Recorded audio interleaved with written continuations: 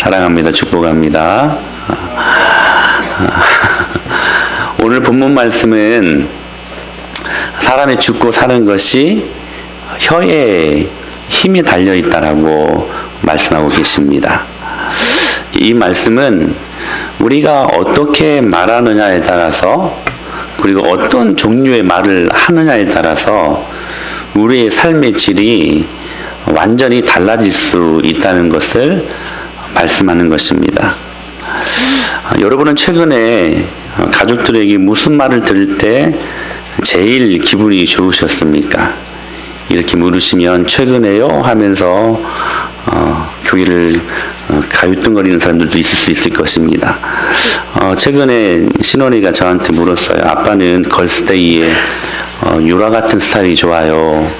아니면 에이핑크의 정은지 뭐라고 했더라? 하여튼 정은지 같은 스타일이 좋아요? 묻자 제가 뭐라고 답한 줄 아세요?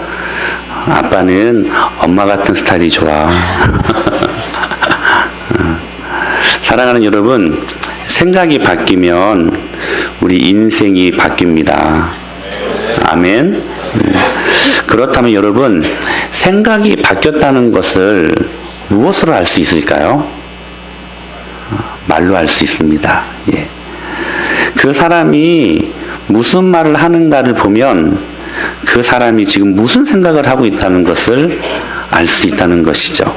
그 사람이 지금 부정적인 언어를 사용하고 부정적인 말을 사용하면 그 사람은 틀림없이 지금 부정적인 생각을 하고 있다는 거예요. 생각은 말로 나오게 되어 있습니다. 지금 그 사람이 긍정적인 믿음의 언어를 사용하고 있으면 이 사람은 틀림없이 긍정적인 믿음의 생각을 하고 있는 사람이라는 것입니다. 그래서 성경은 우리들에게 이 언어의 중요성에 대해서 굉장히 말씀을 많이 해주고 있습니다. 여러분, 블레싱 가든 오늘 네 번째 시간을 갔는데 우리가 여러 가지 원리를 살펴봤잖아요. 근데 이 원리는 정말 실제적인 힘입니다. 여러분의 가정을 세우고 살리는 힘이 어디에 있냐면 여러분의 언어에 있다라는 사실입니다. 할렐루야.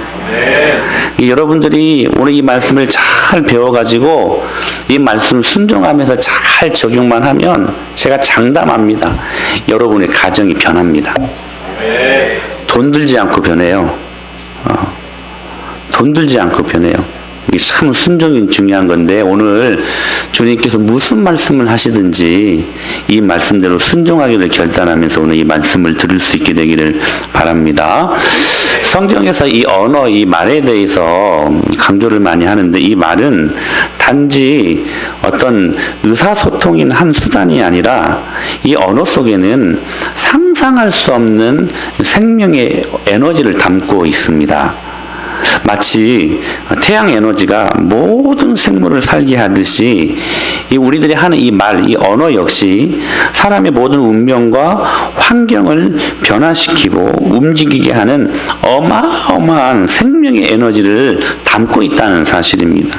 그 이유가 무엇인가? 성경은 이렇게 단순하게 설명합니다. 말이 곧 하나님이기 때문이다라는 것입니다. 요한복음 1장 1절에 이렇게 말씀하셨어요. 시작. 태초에 말씀이 계시니라. 이 말씀은 곧 자, 요한복음 1장 1절에서는 말씀이 곧 누구시다? 하나님이시다라고 말씀하고 계시죠. 그러니까 하나님은 무엇으로 나타나셨습니까? 말씀으로 나타나셨고 말씀은 곧 하나님 자신이었다라고 소개하고 있는 것이죠. 사실 하나님께서 모든 천지만물을 창조하실 때 눈에 보이는 각종 모든 재료로 만드신 것이 아니라 보이지 않는 말씀으로 보이지 않는 모든 세계를 창조하셨다는 사실입니다. 첫째 날부터 마지막 날까지 모든 피조 세계를 말씀으로 하나님의 언어, 이 말로 창조하였다는 사실입니다. 그러니까 인간을 포함한 모든 피조 세계는 지금 하나님의 이 언어, 하나님의 말에 영향을 받고 있는 거라는 거죠. 그런데 중요한 것은 하나님은 이 말의 권세를 혼자만 가지고 계시지 않았다는 것입니다. 하나님은 자신의 형상과 그리고 자신의 모양을 따라 사람을 만드셨고 이 사람들에게 이 말의 모든 권세를 다 주셨다는 거예요. 아담이 그 권세를 가졌잖아요. 아담에게 모든 특권을 다 주었는데 제가 전에도 이야기했던 것처럼 아담이 모든 동물들의 이름을 지었습니다. 근데 여러분 아담이 하는 그 말로 이 동물들에게 명령했을 때에 이 동물들이 다 그 말에 의해서 언어에 의해서 나아옵니다. 그리고 그 말로 동물 하나하나 이름을 짓기 시작한 것입니다. 그러니까 이 모든 권세를 처음 사람 아담에게 허락하셨다는 것은 우리 인간에게도 이 모든 하나님의 내적인 그 속성인 말씀이 포함된 이 언어의 권세를 우리에게까지 동시에 허락하셨다는 것을 말씀하고 있는 것입니다. 그러니까 우리가 하나님의 형상과 하나님의 모양대로 지음을 받았다는 것은 하나님의 내적 속성을 따라 만들었다는 것을 의미하는데 따라서 하나님이 이 내적 속성에는 말의 권세, 언어의 능력이 다 포함되어 있는 거예요. 그러니까 이 속성에 따라서 사람을 만드시고 말의 권세도 함께 주셨다는 사실입니다. 그러므로 여러분 사람이 사용하는 이 언어는 가히 상상할 수 없을 만큼 놀라운 권세를 갖고 있다는 사실이에요. 그 증거를 말씀을 통해 제가 한번 제시해 보겠습니다. 과연 이 말씀에 능력이 있는가? 자, 여러분 에스겔 그 선지자가 에스겔 37장에 보게 되면 골짜기에 가서 마른 뼈들이 가득 찬 그 골짜기의 환상을 봅니다. 이것은 이스라엘의 영적인 상태를 의미하는 환상이었죠. 그러니까 해골 바가지들이요 그 골짜기에 가득 찼습니다. 소망이 없는 절망의 골짜기. 근데 하나님께서 이 선지자에게 이렇게 명령을 내립니다. 너는 가서 저 마른 뼈들을 향하여 내 말을 증거해라, 대언해라. 이렇게 말씀하셨거든요. 시작. 또 내게 이르시되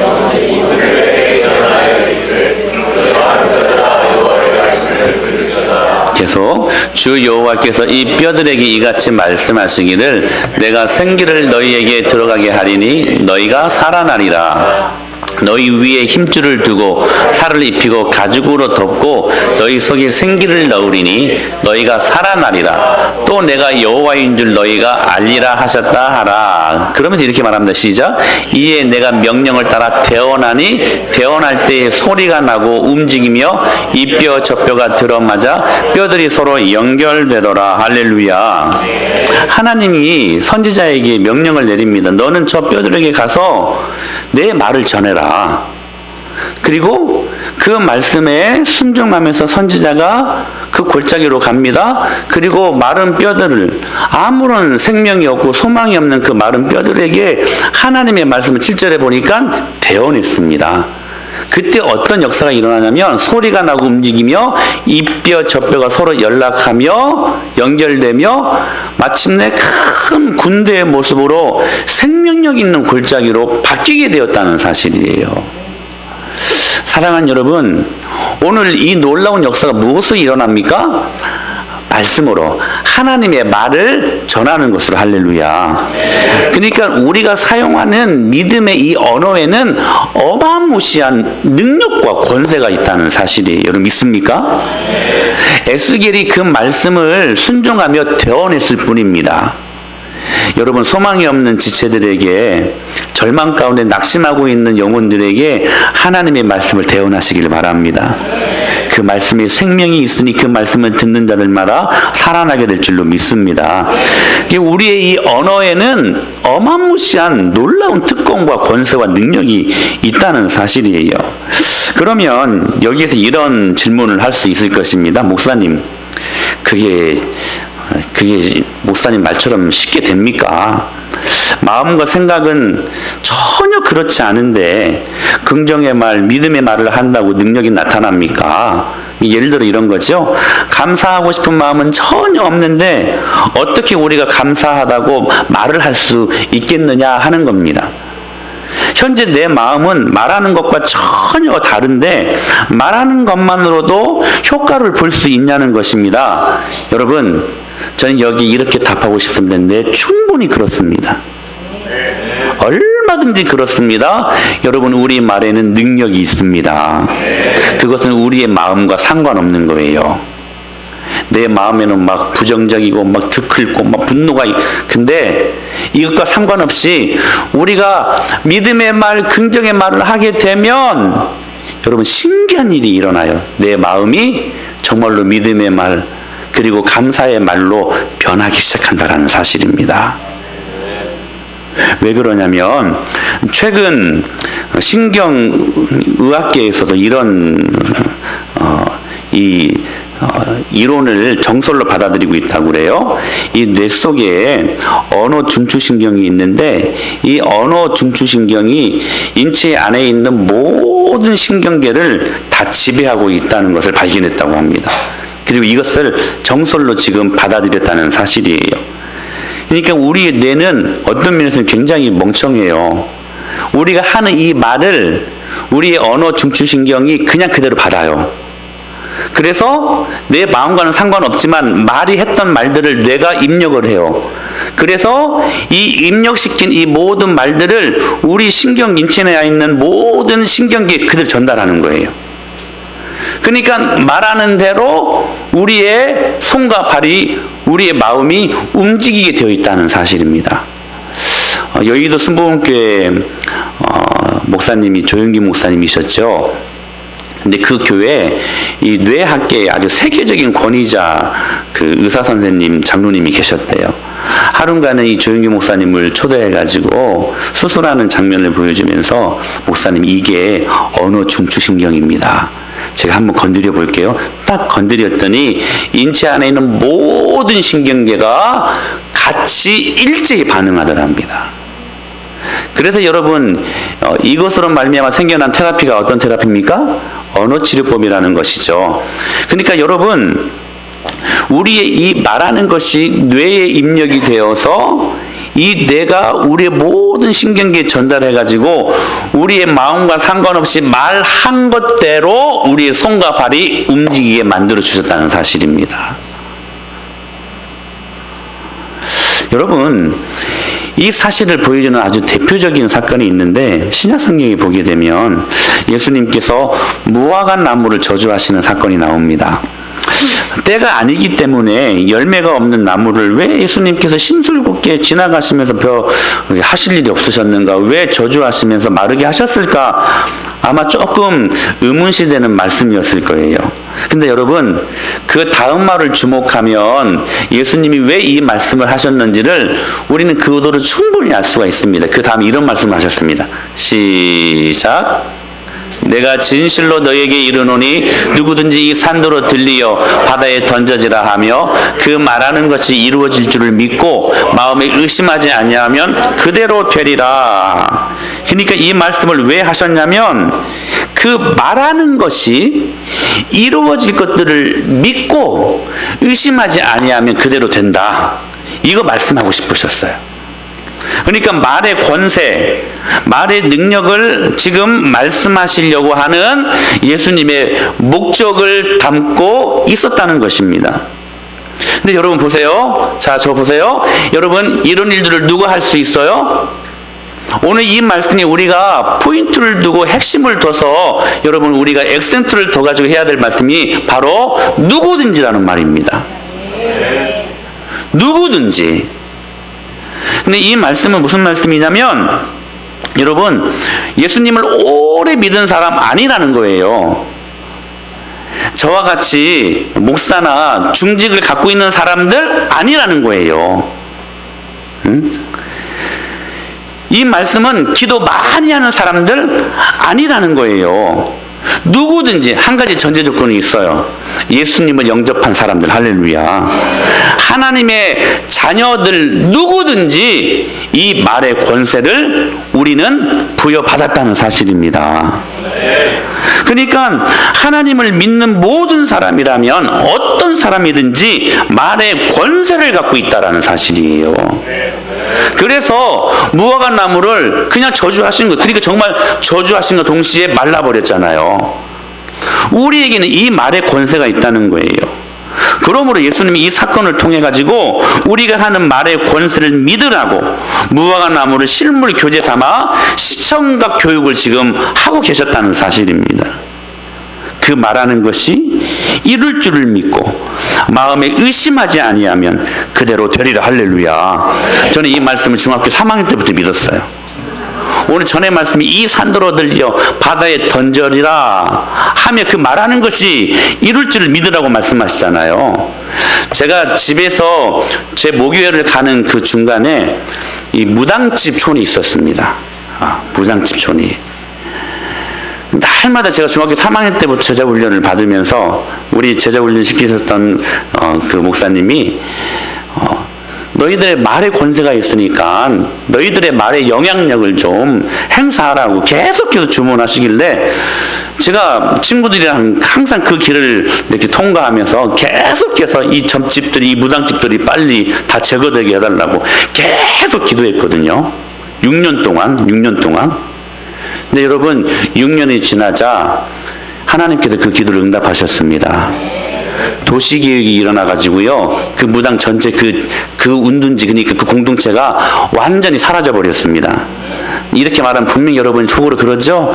그거 나라에서 하는 일이고 도시계획이 있어서 그렇게 된 것이지, 우연히 딱 맞아서 된 것이지, 목사님 그것이 무슨 기도응답이.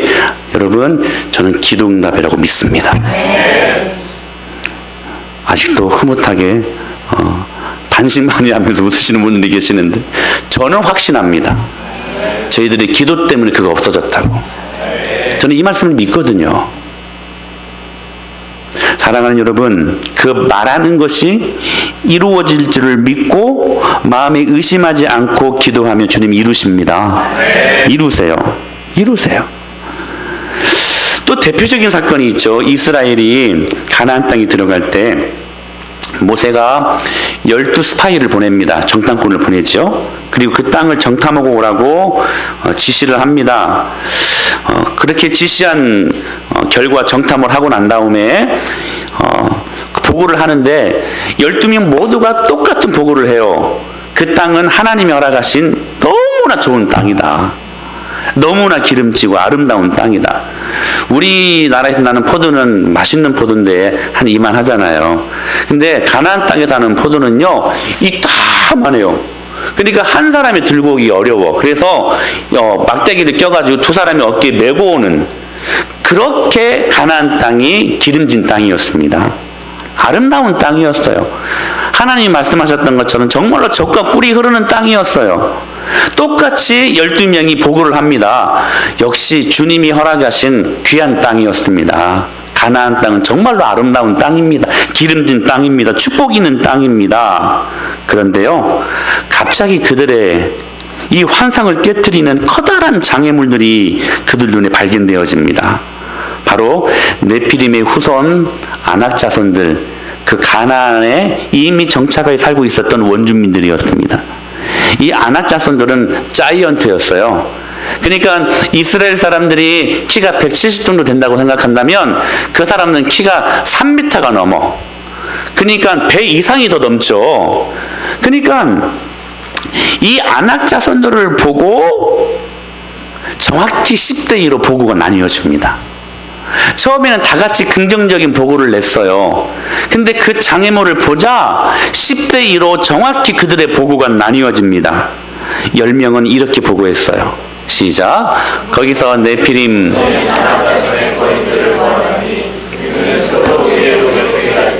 그들이 보기에도 그와 같았을 것이라. 일명 심리학적으로 메뚜기 신드롬이라는 것입니다. 보세요. 여러분, 이 말씀이 굉장히 재미있는 말씀이에요. 아무리 그래도 그렇지, 키가 3m가 넘지만 아무리 과장을 해도 그렇지, 이건 좀 너무한 것 아닙니까? 어떻게 메뚜기 같습니까? 메뚜기 그냥 쪼만하잖아요. 그 정도까지는 아니거든요. 그 정도까지는. 근데 그들이 그 마음속에 부정적인 생각이 들고 부정적인 말을 하다 보니까 어느 그 순간에 그들 안에 있는 하나님이 사라져버렸어요. 그리고 내뱉는 그 말과 생각들 때문에 그들이 이러한 표현을 하게 된 것입니다. 그들 보기에 우리가 메뚜기 같다. 메뚜기 같다.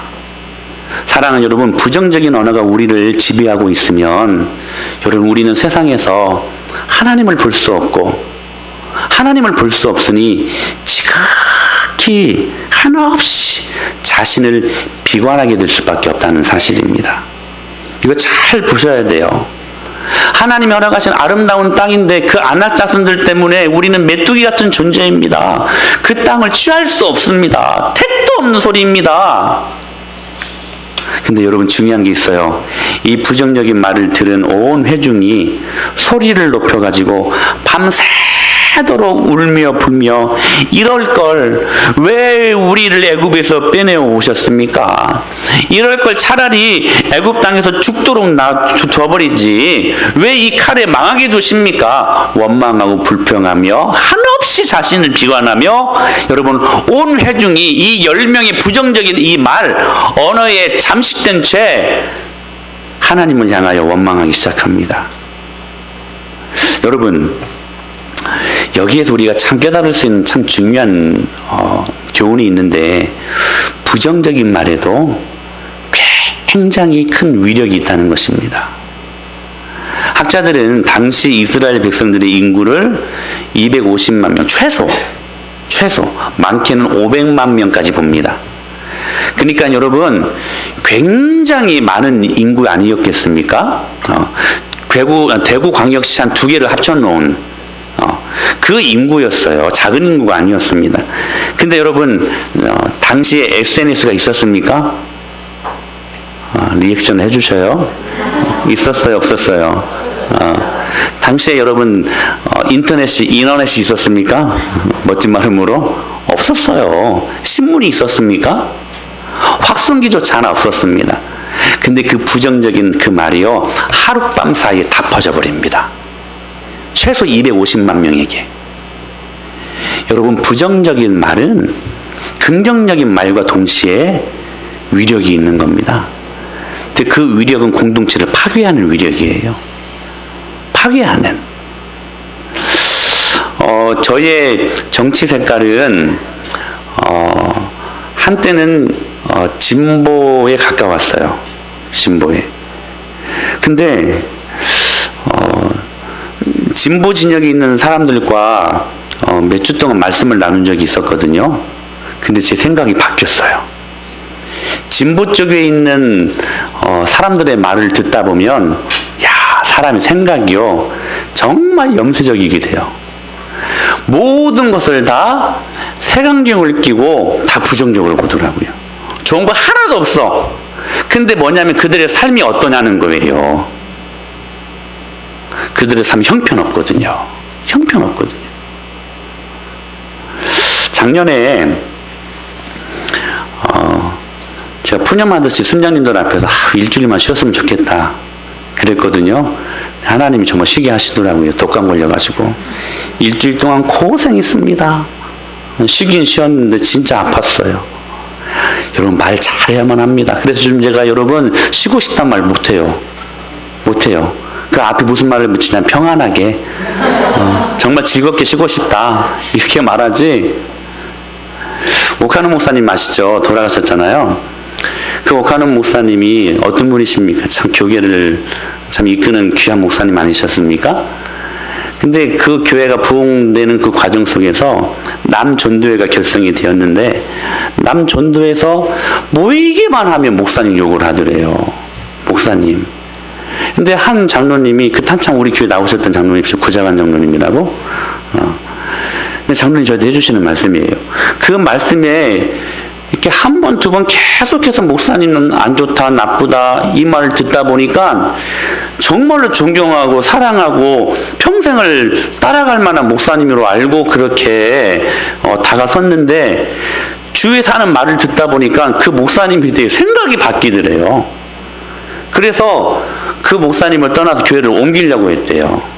근데 옮기려고 하는 그 순간에 마지막 설교와 하나님의 은혜를 경험을 해서 다시 마음을 고쳐먹었다고 하는데, 여러분, 부정적인 말은 한 공동체를 여러분 완전히 풍비박산 내버립니다. 그렇게 몰아간다는 사실이에요.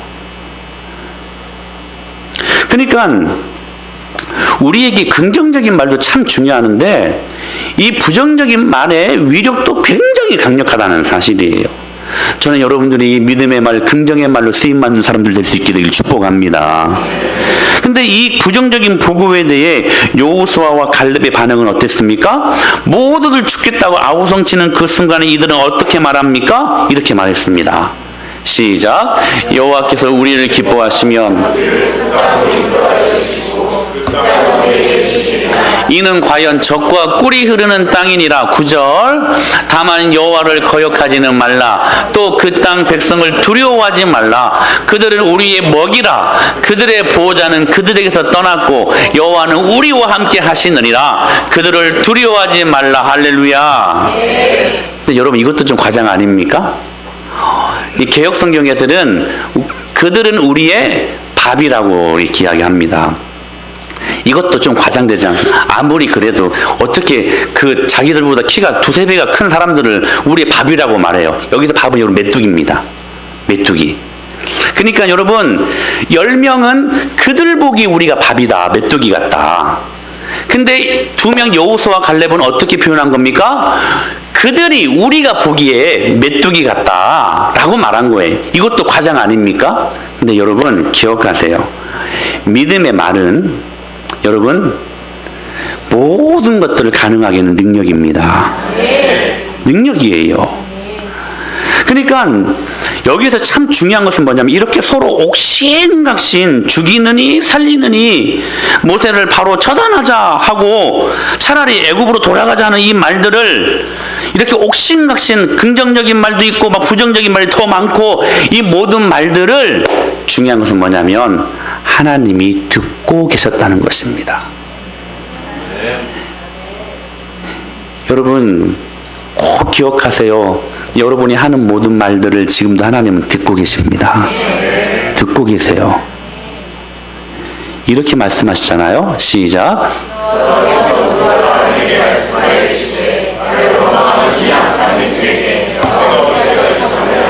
이스라엘 자손이 나를 향하여 원망하는 바 분명히 말씀하셨죠. 하나님이 원망하는 바 그 원망하는 말을 누가 들으셨어요? 하나님이 들으셨어요. 하나님이.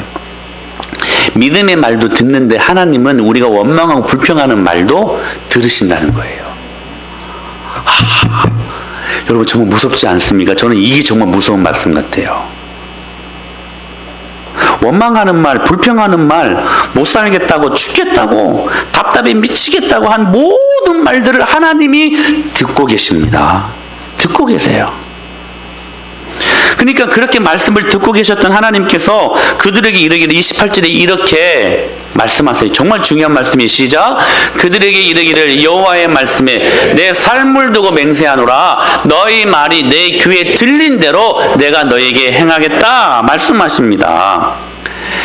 하도 말을 해도 말을 못 믿으니까 주님께 어떻게 말씀하셨어요? 여호와의 말씀에 내 삶을 두고 내가 맹세한다. 이 말씀 무슨 말씀이냐면 내가 내 전부를 다 걸게 이 말에. 그러니까 아주 중요한 말씀이라는 거예요.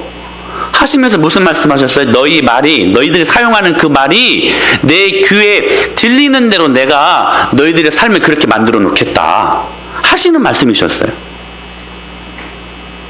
그러니까 우리가 어떤 말을 하느냐에 따라서 원망이면 원망하는 모습으로 살게 하고 여러분 주위를 잘 살펴보세요.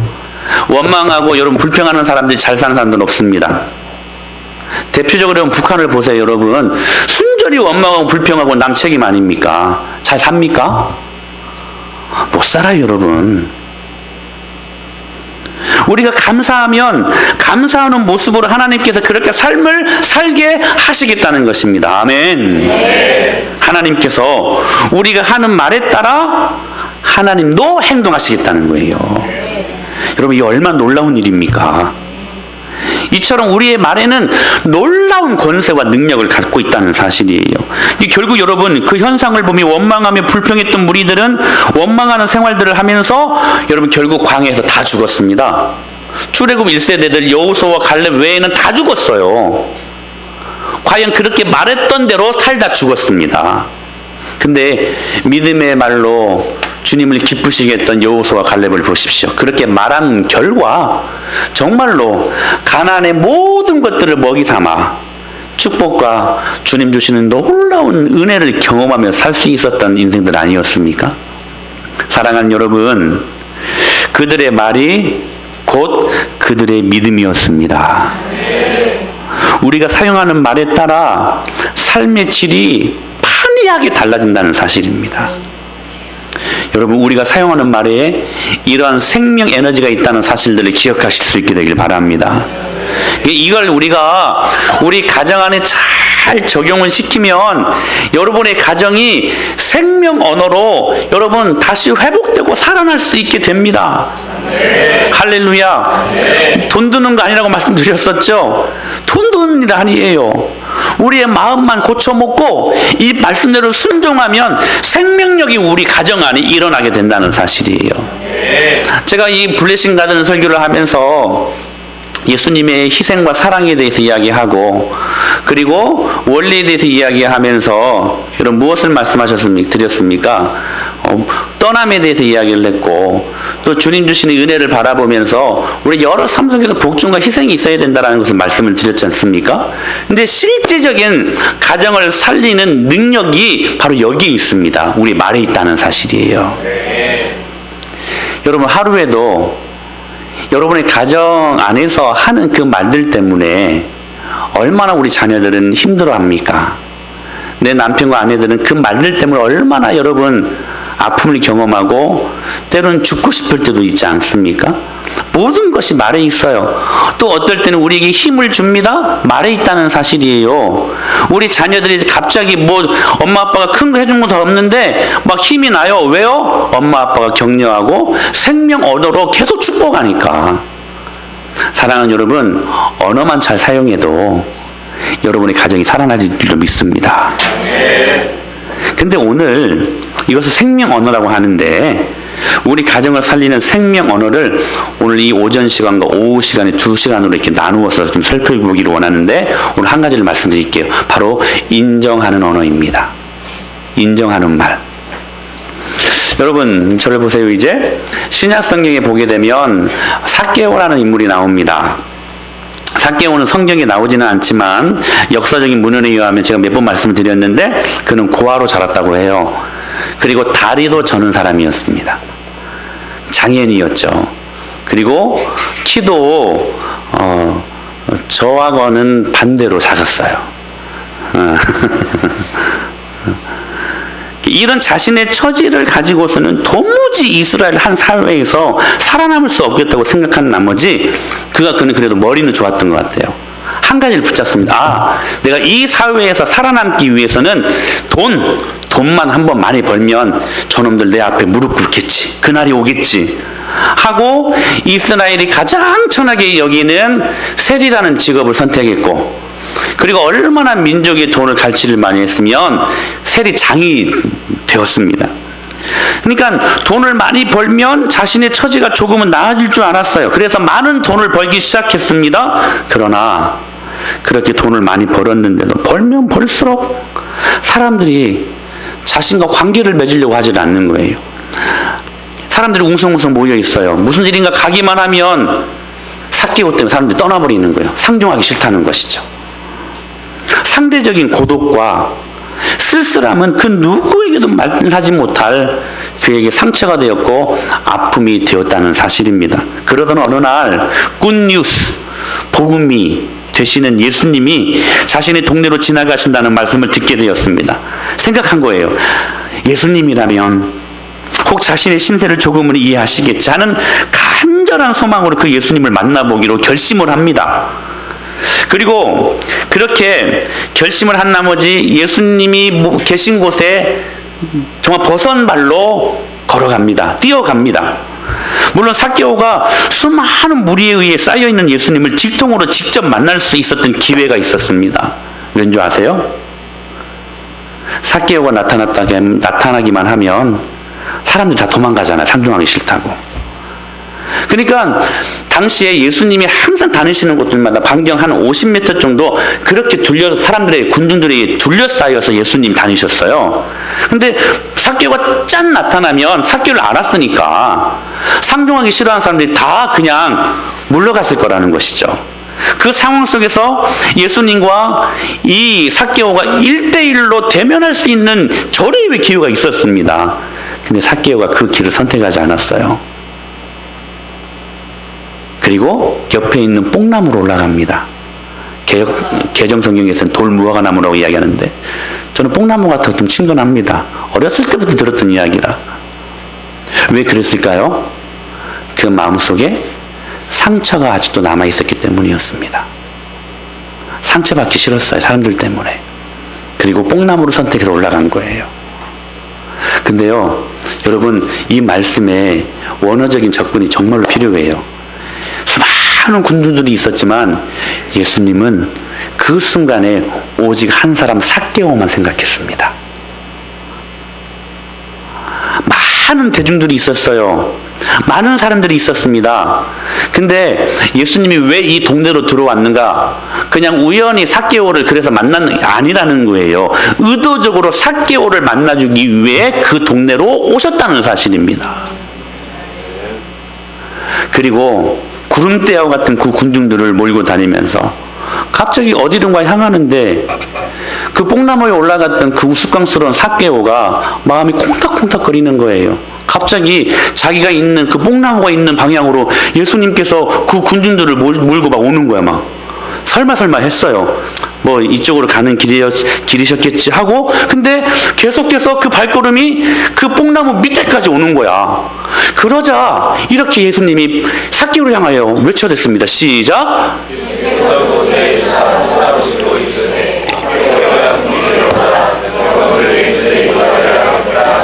여기에서 여러분 쳐다보시고라는 말이 옛날 성경에서는 우러러 보신다는 표현입니다. 우러러 본다는 말은 피조물이 창조주 하나님을 우러러 볼 때 사용하는 단어예요.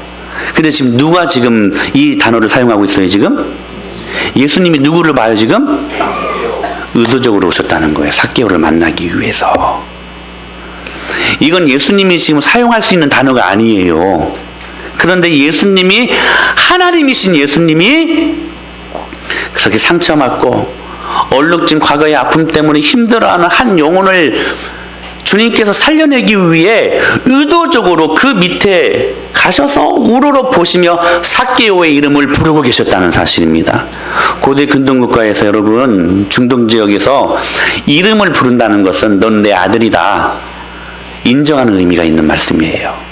삭개오의 이름을 일부러 여러분 부르셨습니다. 예수님이. 삭개오를 여러분 알고 있었어요? 그 전에? 아니요, 몰랐어요.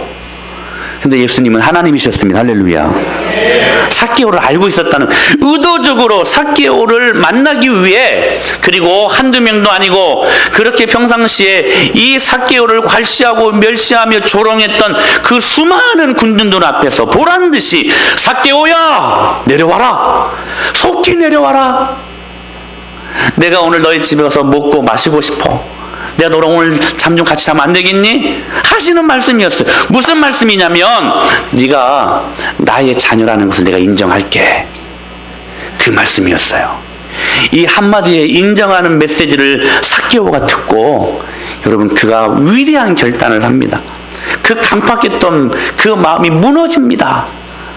그리고 평상시 자기 생명이라고 여겼던 그 수많은 물질과 그 수많은 돈을 가난한 자들을 위해서, 혹시 토색한 것이 있으면 내가 4배를 갚겠습니다, 여러분 위대한 결단을 하게 되어집니다. 예수님이 강요하셨어요? 이렇게 은혜 받았으니까 좀 헌금 좀 해라 강요하셨습니까? 은혜 받았습니다. 근데 그 마음속에 그 인정하는 그 예수님의 메시지가 다른 사람들 몰라도, 다른 사람들이 다 너를 무시하고 너를 상종하지 않으려고 하고 너를 그렇게 멸시해도 아니야, 너는 내 아들이야, 너는 내 자녀야, 내가 보기에 너는 둘도 없는 내 자녀야, 그 고백하신 하나님의 메시지를 듣고 그 마음이 녹아져 내리는 것입니다. 그리고 생명처럼 여겼던 돈을 주님 앞에 바치겠다고 말씀하셨던 거예요. 사랑하는 여러분, 오늘 그렇게 삭개오를 인정하셨던 예수님께서 저와 여러분들도 똑같이 인정하고 계십니다. 오직 너희는 택하신 족속이요, 왕같은 제사장들이요, 거룩한 나라요, 그의 소유된 백성이네. 얘들아, 너희들이 아무리 얼룩진 상처와 아픔을 갖고 있지만 너는 내 자녀야. 하나밖에 없는 독생자 예수까지 죽이면서까지 살려낸 내 자녀야. 내가 너를 사랑한다. 내가 너를 존귀하게 여긴다. 너는 정말 가치 있는 인생이야. 사랑한다. 사랑한다. 주님께서 말씀으로 여러분들을 인정해 주셨음을 믿습니다. 여러분, 이 말씀을 믿음으로 받으시기를 바랍니다. 만왕의 왕 되시고 만유의 주 되신 그 예수 그리스도께서 여러분을 인정하고 계신다면 여러분, 그 다른 무엇으로 인정받고 싶으십니까? 예수님이 우리를 인정하시는데. 할렐루야. 사랑하는 여러분, 오늘 가정 안에서 그렇게 여러분의 자녀들을 인정해 주십시오. 하나님이 선택한 정말로 하나밖에 없는 거룩하고 존귀한 내 자녀야. 이 아빠의 자랑, 이 엄마의 자랑이 누구야? 여러분, 인정해 주십시오. 여러분, 놀라운 자녀들의 변화가 일어나게 될 줄로 믿습니다. 신혼여기 앞에 있는데 제가 설교가 참 미안하네요. 참 죄송스러운데 저로 이렇게 설교를 하면서 제가 결심을 하게 되는 겁니다. 여러분, 여러분의 남편과 여러분의 아내들을 믿음의 말로 인정해 주십시오. 할렐루야. 제발 여러분들이 표현 잘하시는 사람들 될 수 있게 되기를 바랍니다. 왜냐하면 예수님이 표현이 돼가셨거든요. 어떻게 예수님이 우리를 사랑하신다고 말씀하셨냐면, 시작. 너희 하나님 여호와가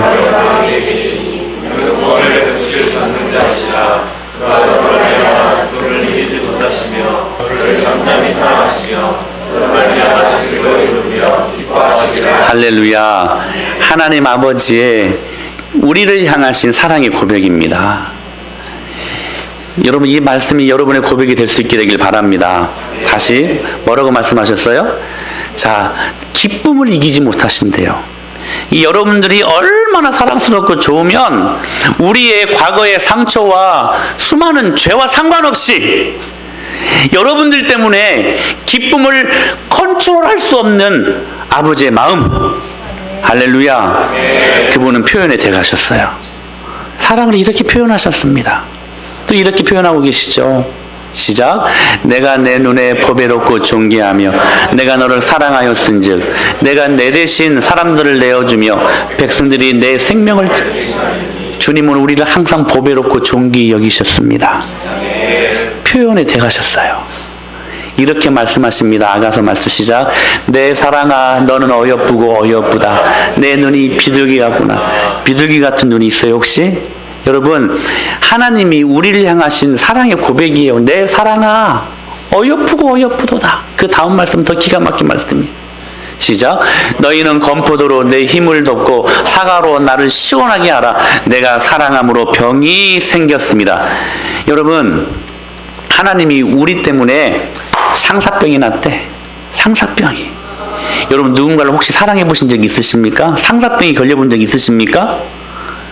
하나님이 우리를 그렇게 사랑하신다고 말씀하세요. 하나님은 사랑의 표현의 대가십니다. 여러분, 건강한 축복된 가정을 이루시기를 원하십니까? 아멘? 표현하십시오. 표현하십시오. 좀 간질간질해도 표현하십시오. 그 말 한마디에 여러분의 가정이 회복되는 능력이 반드시 있을 줄로 믿습니다. 당신 나 사랑해? 그러면 이렇게 대답하는 게 맞죠. 그럼 내가 당신 너무너무 사랑하지. 이게 맞지. 당신 나 사랑해? 그걸 꼭 말해야 하냐? 이렇게 말하면 안 된다라는 것이죠. 여러분, 사랑은 말해야 합니다. 아멘. 자, 보세요. 하나님이 우리를 사랑하신다고 마음만 잡수시고 표현하시지 않았다면, 그래서 우리에게 아들 예수 그리스도를 보내주시지 않았다면 그 사랑을 우리가 무엇으로 확인할 수 있었겠습니까? 예수님은 표현의 대가십니다. 그렇다면 우리도 표현의 대가가 되어야 돼요. 서로를 향하여서 남편과 아내에게 그리고 자녀들에게. 설교가 끝나면 신혼이가 항상 제 방으로 들어와요. 그러면서 꼭 이렇게 격려를 해줍니다. 아빠 오늘 설교 그럼 같이 해요. 저는 여러분 아들이 제 설교에 은혜 받고 인정해 주는 것이 얼마나 고마운 일인지 몰라요. 저는 그게 너무 고맙더라고요. 진짜 저는 힘이 나요. 진짜 힘이 나요. 목사님 오늘 설교 그런다고 이렇게 하라는 말은 아니고요. 그래도 그런 말 들으면 좋아요. 개척 초기에 정말 야심차게 목회를 시작을 했어요. 근데 그게 만만치 않더라고요.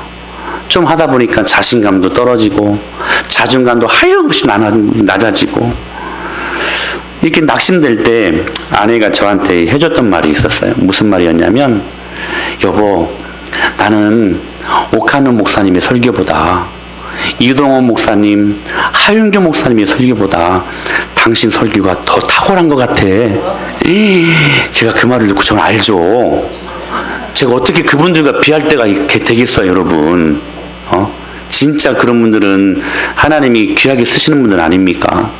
그런 분들은 설교 비할 데가 아니죠. 제 설교가. 근데 여러분, 그게 그냥 빈말인 줄 알면서도 그 고백을 받고 제가 얼마나 힘이 났는지 몰라요. 그래, 나는 적어도 우리 아내, 우리 가정에 대해서만큼은 오카노 목사님보다, 이동원 목사님보다, 하영조 목사님보다 더 설교 탁월하게 잘하는 사람이지. 여러분, 자기 잘난 맛을 살아야 되지 않겠습니까? 그렇게 힘을 얻고 다시 마음을 다잡았던 때가 있었던 것 같습니다. 사랑하는 여러분, 인정하십시오. 인정하십시오. 지난주에 우리 스승의 주일이라고 해가지고 주일학교 교사들이랑 밥을 먹는데 갑자기 신혼이가 엄마가 옆에 있었거든요. 딱 하는 말이, 엄마 꼭 탤런트 이영애 같아. 그렇게 말을 하더라고. 그러니까 막 아내가 좋아가지고 막 옆에서 찬물을 끼얹는 듯한 주은이의 말, 이영애 예쁘잖아. 그러니까 안 예쁘다는 거지, 제가 볼 때는 지금 사모가. 여러분, 이렇게 서로를 인정해 주십시오. 근데 인정할 때 여러분 정말 놀라운 역사가 일어나요. 제가 제자 훈련을 전에 있던 교회에서랑 수없이 많이 할 때 제자들도 딱 이렇게 두 부류로 나뉘어지더라고요. 이 말씀대로 정말로 숙제 잘하고 순종 잘하는 가정은 정말로 회복되더라고. 근데 그렇게 안 하는 가정은 지금도 힘들대. 한 가정은 들려오는 말에 이혼했대. 남자가 바람나가, 제자가 바람나가지고, 내가 회개했어. 내가 얼마나 제자 훈련 잘못 시켰으면 그 가정이 이렇게 나뉘어졌을까. 여러분, 오늘 이 말씀이 그냥 듣기 좋은 재미있는 말씀으로 받지 말고, 그렇게 여러분 인정하는 메시지로 남편과 아내를 살려내십시오. 그리고 여러분의 자녀들을 살려낼 수 있게 되기를 축원합니다.